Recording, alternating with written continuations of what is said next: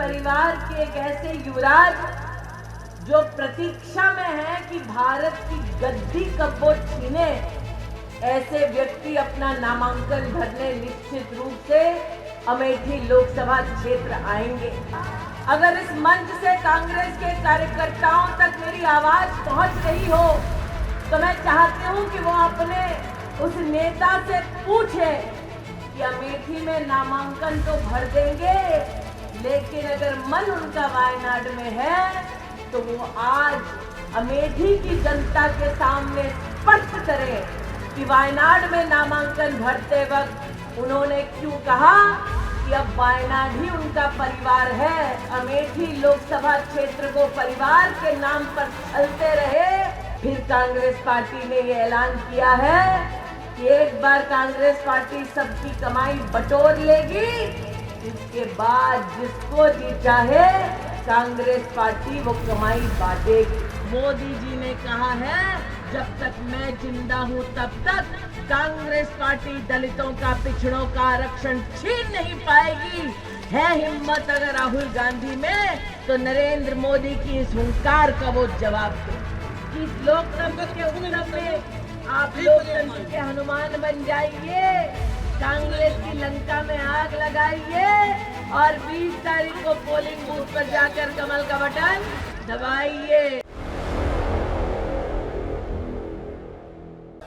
कि पूरे हिंदुस्तान का हर हिंदू कांग्रेस मंगलसूत्र तक छीनने को तैयार है। अब ये आप सब लोग को तय करना है कि इस आने वाले चुनाव में क्या होना। राधे राधे राधे राधे।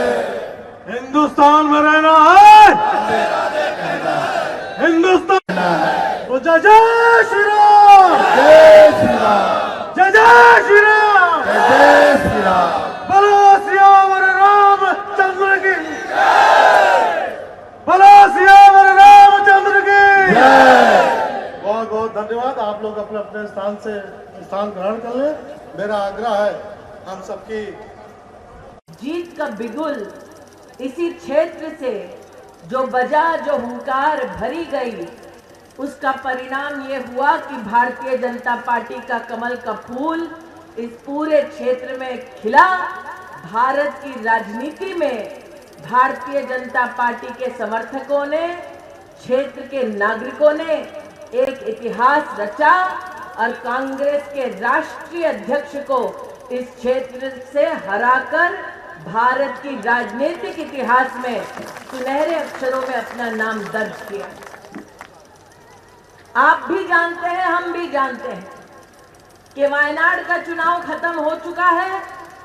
कल नामांकन की अंतिम तिथि है और बहुत ही जल्द गांधी परिवार के एक ऐसे युवराज जो प्रतीक्षा में है कि भारत की गद्दी कब वो छीने, ऐसे व्यक्ति अपना नामांकन भरने निश्चित रूप से अमेठी लोकसभा क्षेत्र आएंगे। राजा साहब, मैंने सुना है 5 वर्ष में एक बार दर्शन देने वाले ये सज्जन अपने कुछ लोगों से कह चुके हैं कि अगर हम नामांकन भरने आए तो झटपट भरवा लेना, क्योंकि हमारा मन अमेठी लोकसभा क्षेत्र में नहीं, हमारा तो पूरा समर्पण वायनाड में है। इसलिए आज अगर इस मंच से कांग्रेस के कार्यकर्ताओं तक मेरी आवाज पहुंच रही हो तो मैं चाहती हूं कि वो अपने उस नेता से पूछे कि अमेठी में नामांकन तो भर देंगे, लेकिन अगर मन उनका वायनाड में है तो वो आज अमेठी की जनता के सामने स्पष्ट करें कि वायनाड में नामांकन भरते वक्त उन्होंने क्यों कहा कि अब वायनाड ही उनका परिवार है। जिस अमेठी लोकसभा क्षेत्र को परिवार के नाम पर चलते रहे, आज एक नया छलावा लेकर उसी अमेठी लोकसभा क्षेत्र में पधार कर वो कौन सा नया तमाशा करने चाहते हैं। आज राजा साहब ने एक भयावह विषय हम सबके सम्मुख रखा। कांग्रेस पार्टी ने यह घोषणा की है कि भारत के हर व्यक्ति की कमाई की गिनती होगी। इसका मतलब यहाँ जितने भाई बैठे हैं उनके हाथ में अगर मोबाइल है तो मोबाइल कितने का है, जेब में अगर पैसा है तो जेब में कितना पैसा है, खाते में बैंक के अगर पैसा है तो खाते में कितना पैसा है। महिला अगर हाथ में कंगन पहनी है, नाक में नथ पहनी है, पाजेब पहनी है, बिछिया पहनी है, घर में कितना गोरू है, 2 पहिए का वाहन है, 4 पहिए का वाहन है, घर में कितने कमरे हैं, खेत कितना है, इस सब की गिनती कांग्रेस के नेता करने वाले हैं। कांग्रेस के नेताओं ने ऐलान किया है कि जब सबकी कमाई की गिनती होगी उसके बाद कांग्रेस पार्टी एक एक व्यक्ति की कमाई अपने पास बटोर लेगी। फिर कांग्रेस पार्टी ने ये ऐलान किया है कि एक बार कांग्रेस पार्टी सबकी कमाई बटोर लेगी, उसके बाद जिसको जी चाहे कांग्रेस पार्टी वो कमाई बांटेगी। राजा साहब, किलोई विधानसभा की जनता इस बात की साक्षी है। आज तक कांग्रेस पार्टी ने इस पूरे क्षेत्र में गरीब को 98 तक नहीं दी और लोगों का रुपये का सपना पूरे देश में दिखाते हैं। यहाँ महिलाएं बैठी हैं, हम जानती हैं कि घर में जब बेटी जन्म लेती है तो बेटी के ब्याह के लिए हम बर्तन जोड़ते हैं, बेटी के ब्याह के लिए गहना जोड़ते हैं, कहते हैं जो माँ से मिला वो बेटी को देंगे। बेटा जन्म लेता है तब माँ ये कहती है जो सास से मिला वो बहू को देंगे। लेकिन कांग्रेस पार्टी ने ये तय कर लिया है जो बेटी बहू माताएं बहनें एक एक गहना जोड़ी है वो भी पूरा का पूरा कांग्रेस पार्टी पहले ले लेगी, उसके बाद अपने समर्थकों के बीच में बांटेगी। मंकेश्वर जी ने सही कहा, कांग्रेस पार्टी ने यह घोषणा कर दी कि अगर व्यक्ति परलोक सिधार जाए तो उसकी विरासत का आधा हिस्सा कांग्रेस पार्टी ले लेगी, फिर जो बचेगा वो परिवार में बांटेगी। आज मैं नरेंद्र मोदी का आपके लिए संदेश लेकर आई हूँ। मोदी जी ने कहा है जब तक मैं जिंदा हूँ गरीब की कमाई पर कांग्रेस अपना काला हाथ का कब्जा कभी नहीं कर पाएगी। आज इस श्रद्धेय जनता को बतलाना चाहती हूँ, कांग्रेस पार्टी का एक और खूंखार घोषणा है। कांग्रेस पार्टी ने ये कहा है जो आरक्षण दलितों को मिला, जो आरक्षण पिछड़ों को मिला, वो आरक्षण कांग्रेस पिछड़ों का उठाकर एक विशेष संप्रदाय मुस्लिम समुदाय को दे देगी। बार बार नरेंद्र मोदी जी ने कांग्रेस के नेता राहुल गांधी से कहा कि आप लिखकर जनता को आश्वस्त कीजिए कि आप पिछड़ों का दलितों का आरक्षण छीनेंगे नहीं, आप पिछड़ों और दलितों का आरक्षण उठाकर धर्म के आधार पर मुस्लिम समुदाय को बांटेंगे नहीं। लेकिन आज तक राहुल गांधी ने उनके इस सवाल का जवाब नहीं दिया। मैं जनता जनार्दन को बतलाने आई हूँ, कर्नाटक में कांग्रेस की सरकार जैसे ही बनी, कांग्रेस की सरकार ने कर्नाटक में पिछड़ों का आरक्षण छीनकर मात्र और मात्र वोट बैंक की राजनीति के लिए मुस्लिम समाज को दे दी। मंकेश्वर सर, कुरान में भी किसी जाति का उल्लेख नहीं। कांग्रेस पार्टी ने कुरान का भी अपमान किया, दलित और पिछड़ों के आरक्षण को भी लूटा। वो मात्र वोट बैंक की राजनीति करना चाहते हैं। लेकिन आज नरेंद्र मोदी जी का मैं आपके लिए संदेश लेकर आई हूँ। मोदी जी ने कहा है जब तक मैं जिंदा हूँ तब तक कांग्रेस पार्टी दलितों का पिछड़ों का आरक्षण छीन नहीं पाएगी। है हिम्मत अगर राहुल गांधी में तो नरेंद्र मोदी की इस हुंकार का वो जवाब दे। आज क्षेत्र की जनता यहाँ उपस्थित है। हर नागरिक से पूछना चाहती हूँ, कोरोना की जब विपदा आई थी तब क्षेत्र में कांग्रेस का एक भी नेता नजर नहीं आया था।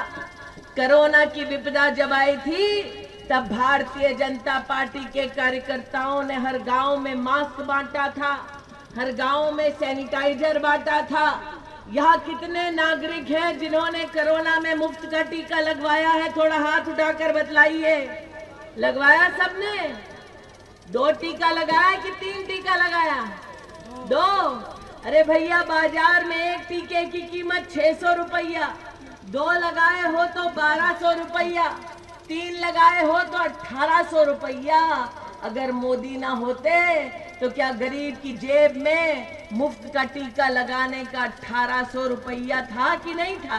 नहीं था ना। अगर परिवार में 5 लोग भी हैं, अगर मोदी ना होते और 1800 रुपये का अगर एक व्यक्ति को टीका लगाना पड़ता तो ये बतलाइए परिवार को 9000 रुपया क्या जेब में था कि वो हर सदस्य का टीका लगवा पाते?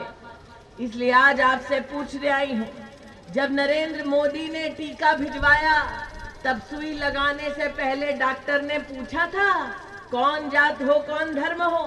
बिना पक्षपात के सभी नागरिकों को क्षेत्र में मुफ्त का टीका नरेंद्र मोदी सरकार ने दिलवाया। दिलवाया कि नहीं दिलवाया? अब कोरोना के काल से लेकर अब तक कितने नागरिक मुफ्त का राशन पाए, ये बतला दीजिए। कितने नागरिक पाए मुफ्त राशन सरकार से? पाए है ना? अब 15 साल यहाँ राहुल गांधी सांसद थे, 15 साल क्या नागरिकों को प्रतिमाह मुफ्त का राशन मिला? नहीं मिला। यह भी बतला देती हूँ, अगर कोरोना के वक्त यहाँ कांग्रेस का सांसद होता, अगर भारतीय जनता पार्टी का विधायक, भारतीय जनता पार्टी का सांसद ना होता तो कांग्रेस के दलाल मुफ्त का राशन बीच में खा जाते, गरीब तक एक दाना नहीं पहुंचता। ये वो बहादुरपुर है भवानी जी, जहां मिट्टी का तेल तक कांग्रेस के दलाल पी गए थे। आज इस क्षेत्र में जनता जनार्दन को मुफ्त का राशन तभी मिल रहा है। यहाँ कई भाई उपस्थित होंगे जिन लोगों को अपनी खेत के लिए साल का 6000 रुपया किसान सम्मान निधि का मिलता है। किसान सम्मान निधि का मिलता है ना। पिछले 5 सालों से प्रतिवर्ष 6000 रुपया, मतलब कि 5 सालों में प्रति किसान 30,000 रुपया। पूरे क्षेत्र में, अमेठी लोकसभा क्षेत्र में 4 लाख किसानों को 977 करोड़ रुपया देने वाले नेता का नाम है नरेंद्र मोदी। सरकार का नाम है भारतीय जनता पार्टी की सरकार। इसलिए आज आपके सम्मुख कहने आई हूं, 20 मई को वेंकटेश्वर जी ने जैसे कहा कि विरासत का टैक्स लगाने वाले हैं, 20 मई को पोलिंग बूथ पर जाएं, कमल का बटन दबाएं, कांग्रेस से अपनी कमाई को, अपनी विरासत को बचाएं। आज आपके मध्य में कहने आई हूं, 20 मई को पोलिंग बूथ पर जाएं, कमल का बटन दबाएं और गरीब परिवार आने वाले 5 साल मुफ्त का राशन मोदी सरकार से पाएं। 20 मई को पोलिंग बूथ पर जाएं, कमल का बटन दबाएं और आने वाले 5 साल किसान भाई नरेंद्र मोदी से प्रतिवर्ष 6000 रुपया पाए।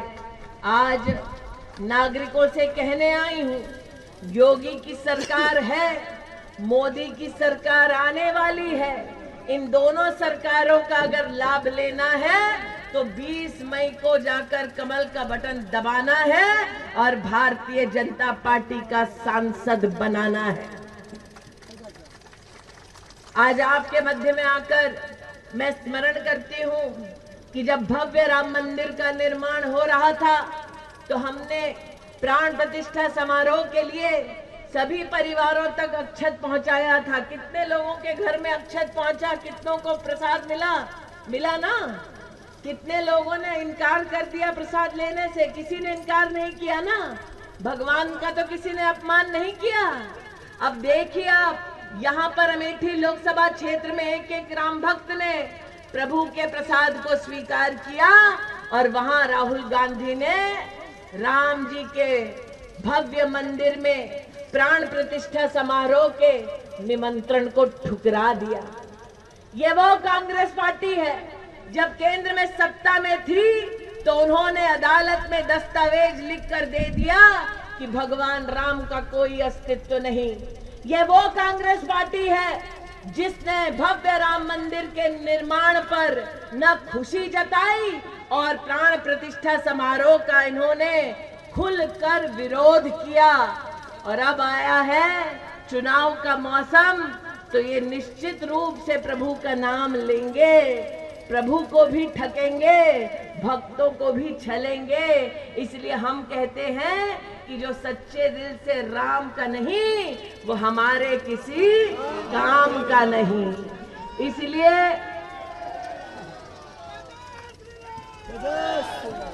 इसलिए हम प्रभु राम के अनुयायी, जो आज राजा जी ने कहा कि प्रभु का नाम लेना है, राधे राधे कहना है, आज जनता जनार्दन से कहने आई हूँ कि इस लोकतंत्र के उत्सव में आप लोकतंत्र के हनुमान बन जाइए, कांग्रेस की लंका में आग लगाइए और 20 तारीख को पोलिंग बूथ पर जाकर कमल का बटन दबाइए।